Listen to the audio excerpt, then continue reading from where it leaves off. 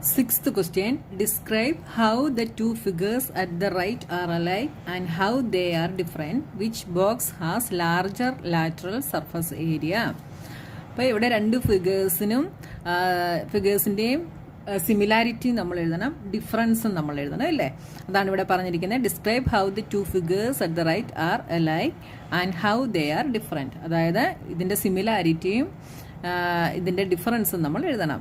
ഇതിൻ്റെ സിമിലാരിറ്റി നമുക്ക് എന്തു പറയാം? നോക്കിയാൽ ഈ ഫിഗർ കാണുമ്പോൾ തന്നെ നമുക്കറിയാം ഈ രണ്ട് ഫിഗറിൻ്റെയും ഹൈറ്റ് എന്താണ്? സെയിം ആണ്. രണ്ടിനും 7 സെൻറ്റിമീറ്റർ വെച്ചാണ് അല്ലേ. അപ്പോൾ സിമിലാരിറ്റി നമുക്ക് എന്തെഴുതാം? Similarity both have the same height. ഇനി ഇതിൻ്റെ ഡിഫറൻസ് എന്ത് പറയാം നമുക്ക്?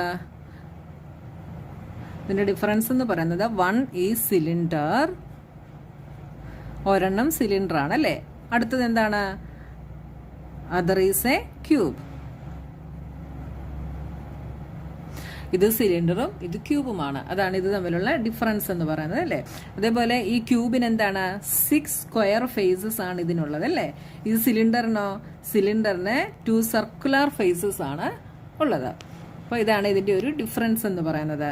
ഇനി എന്ത് കണ്ടുപിടിക്കാനാ പറഞ്ഞേ? Which box has larger lateral surface area. അപ്പം ലാറ്ററൽ സർഫസ് ഏരിയ എന്ന് വെച്ചാൽ എന്താണ്?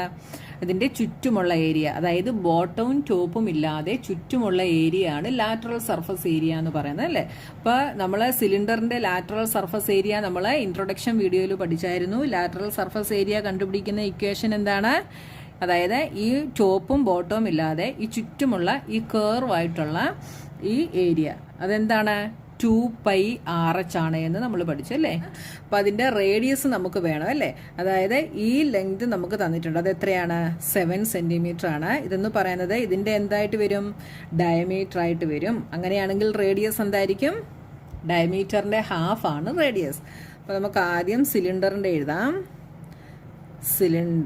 സിലിണ്ടറിൻ്റെ റേഡിയസ് എന്ന് പറയുന്നത് എന്തായിട്ട് വരും? 7/2 സെൻറ്റിമീറ്റർ. ഹൈറ്റ് എന്താണ്? Height is 7 centimetre. നിങ്ങൾക്ക് മനസ്സിലായല്ലോ.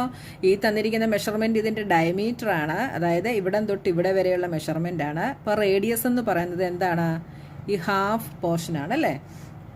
ഇനി നമുക്ക് ഇതിൻ്റെ lateral surface area is equal to lateral surface area is equal to 2πRH.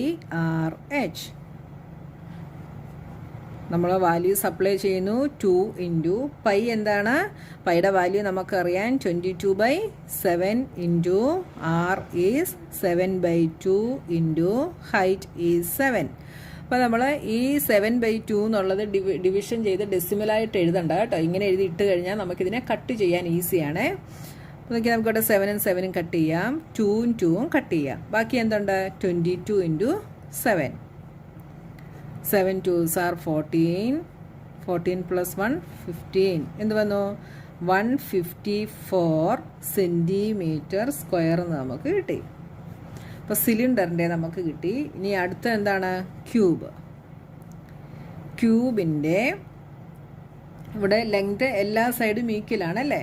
അപ്പോൾ എന്താണ്? L is equal to 7 centimetre. അപ്പോൾ നോക്കിയേ, ക്യൂബിൻ്റെ ലാറ്ററൽ സർഫസ് ഏരിയ എന്ത് വരും? ക്യൂബിൻ്റെ ടോട്ടൽ സർഫസ് ഏരിയ എന്ന് പറയുന്നത് 6L² ആണ്. പക്ഷേ നമുക്കിവിടെ ലാറ്ററൽ സർഫസ് ഏരിയ ആണ് വേണ്ടത്. ലാറ്ററൽ സർഫസ് ഏരിയ എന്ന് പറയുമ്പം ഈ ചുറ്റുമുള്ള 4 സൈഡിൻ്റെത് മാത്രമായിരിക്കും. അതെന്താണ്? ഇപ്പോൾ ലാറ്ററൽ സർഫസ് ഏരിയയ്ക്ക് ഞാൻ LSA എന്ന് എഴുതുവാണ്. LSA is equal to 4L². Total surface area is 6L². Lateral surface area is 4L² is equal to 4 into L is 7. 7 square is equal to 4 into 7 square is 49. അപ്പോൾ 49 into 4 36. 196 is equal to 196 centimetre square. ഇപ്പോൾ സിലിണ്ടറിൻ്റെ LSA അല്ലെങ്കിൽ lateral surface area എന്ന് പറയുന്നത് 154 centimetre സ്ക്വയറും ക്യൂബിൻ്റെ lateral surface area എന്ന് പറയുന്നത് 196 centimetre സ്ക്വയറും. അപ്പോൾ ഇവിടെ ലാർജർ ലാറ്ററൽ സർഫസ് ഏരിയ ഉള്ളത് ഏതിനാണ്? ക്യൂബിനാണ്. അപ്പം നമുക്ക് എന്തെഴുതാം answer? Hence the second box has